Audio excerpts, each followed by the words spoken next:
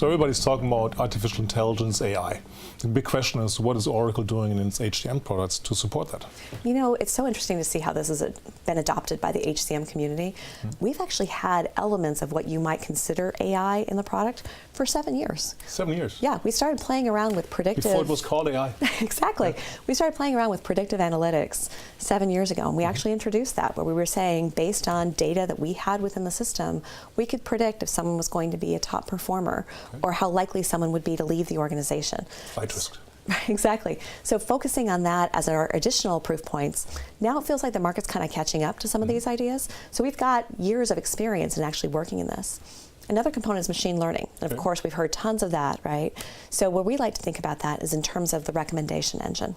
So being able to recommend learning based on your profile, people like you have watched these kinds of videos, have taken these kinds of courses, based on the work you're doing. Maybe you want to recommend a class based on the fact that you have a certain open requisition.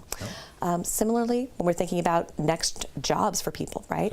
Career development. Here are some recommended roles for you based on your performance, your background, the role that you fit in. Flipping it over, and this is the part that I start to get a little more excited about, thinking about recommended successors. So rather than just going to the people that you know, who really would be the best fit?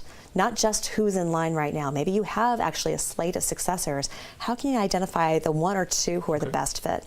But anything, if it makes a business user or manager in the succession question think, say, I haven't thought about this, right? Maybe taking some bias out, maybe widening the focus, never thinking about that perspective because we're so often set up in our thinking, busy with other things. That's where is the great value out of AI. Right, exactly. And we think about this also when we think about recruiting. So if you think about a typical recruiter who opens up a requisition and they get 100 applicants, most of them are going to do a quick sort on maybe skills, and then they're going to go through most recent, probably, right? Because they're more likely to be active. Are those really the best fit?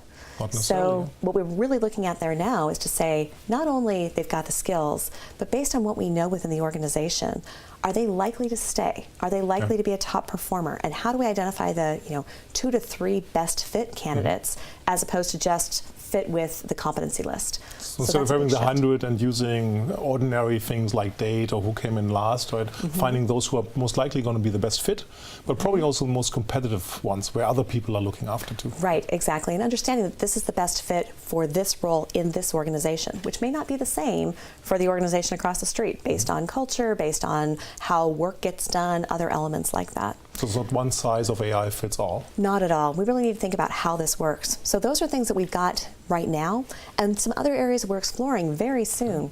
Things like, this is my personal favorite, how do I get so that my approval queue gets lower? If I always approve expenses, why are they showing up in my approval queue? Why don't you instead find the ones that are likely to be exceptions and have those be the ones that show up for me? Or similarly, at 5 o'clock on a Friday, if someone who's an administrative assistant logs into the system, there's probably a 90% chance she's going to do her time card. So why don't we just say, as the person logs in, here's your time card, would you like to finish it? As opposed to making them think through those steps. So how can I promote transactions using time, role, other information, and say these are the things you need to do right now?